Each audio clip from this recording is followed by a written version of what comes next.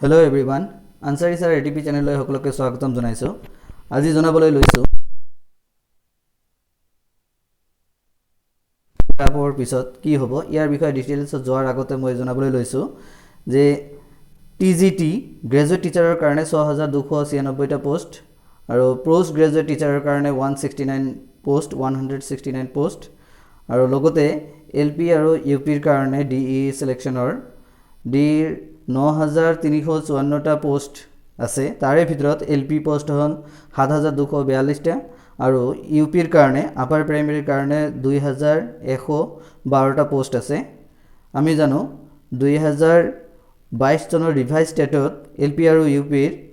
লোৱাৰ প্ৰাইমাৰীত total pass কৰিছে 23394 জন আৰু আপাৰ প্ৰাইমাৰীত পাস কৰিছে 20639 জন পাস কৰিছে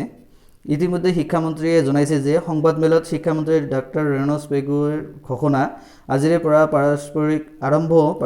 বদলি প্ৰক্ৰিয়া অৰ্থাৎ মিউচুৱেল ট্ৰান্সফাৰ 10 মেৰ পূৰ্বে শিক্ষা বিভাগত 20000 নিযুক্তি 10 মেৰ পূৰ্বে শিক্ষা বিভাগত 20000 নিযুক্তি দিব ইয়াৰ কেনেকৈ হ'ব আৰু কিমান ক্যান্ডিডেটে LP আৰু UP পাস কৰা ক্যান্ডিডেটে পাব ইয়াৰ বিষয়ে মই ডিটেইলছত ক'বলৈ গৈছো LP পাস কৰিছে 23394 জন তাৰে ভিতৰত বৰ্তমান DE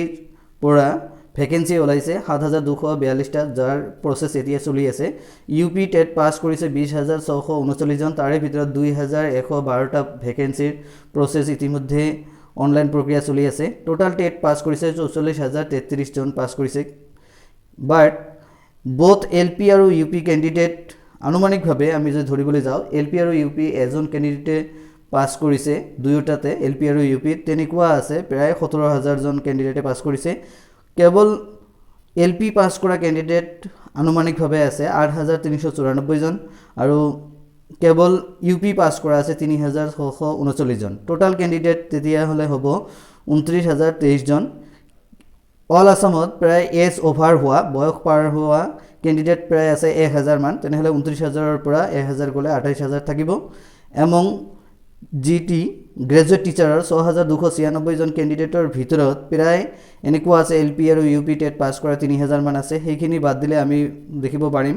তেনেহলে 25000 মান ক্যান্ডিডেট বাকি থাকিব LP আৰু UP ৰ কাৰণে আৰু তাৰে পৰা পোষ্ট গ্ৰেজুৱেট টিচাৰৰ 169 পোষ্টৰ ভিতৰত প্ৰায় LP আৰু UP পাস কৰা 100 মান ক্যান্ডিডেট আছে তাৰ তেনেহলে বাকি থাকিল 24923 জন DE এপইন্টমেন্টৰ প্ৰক্ৰিয়া যেটো চলি আছে 9354 জনৰ LP আৰু UP ৰ কাৰণে এই 24923 ৰ পৰা 9354 জন বাদ দিলে তেতিয়া হলে বাকি থাকিল 15546 জন আৰু আমি জানো যে অলৰেডি এংগেজ হৈ আছে প্ৰায় যিসকল ক্যান্ডিডেটে আগতে DE নাইবা SSC চাকৰি পাইছিল সেই সকল ক্যান্ডিডেটৰ LP আৰু UP TET দিছিল LP আৰু UP TETত পাস কৰা প্ৰায় 5000 মান ক্যান্ডিডেট আছে যিসকলে হয়তো নম্বৰ বৰাবৰ কাৰণে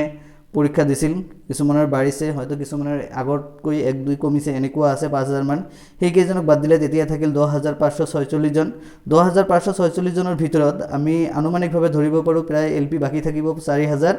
DE সিলেকশনৰ পিছত আৰু UP থাকিব পাৰে 6546 জন যেহেতু UP ৰ পোষ্ট কম আছে আৰু শিক্ষামন্ত্ৰী ইতিমধ্যে জনাইছে যে 20000 নিযুক্তি দিব তাৰে ভিতৰত মে মাহৰ ভিতৰত যে নিযুক্তি দিব তাৰে ভিতৰত গ্ৰেজুৱেট টিচাৰ হল 6296 জন পোষ্ট গ্ৰেজুৱেট টিচাৰ হল 169 আৰু DE 9354 জন টোটাল তেনেহলে থাকিল 15819 জন তেনেহলে 20000 ৰ পৰা এইখিনি বাদ দিলে বাকিখিনি পিছত নিযুক্তি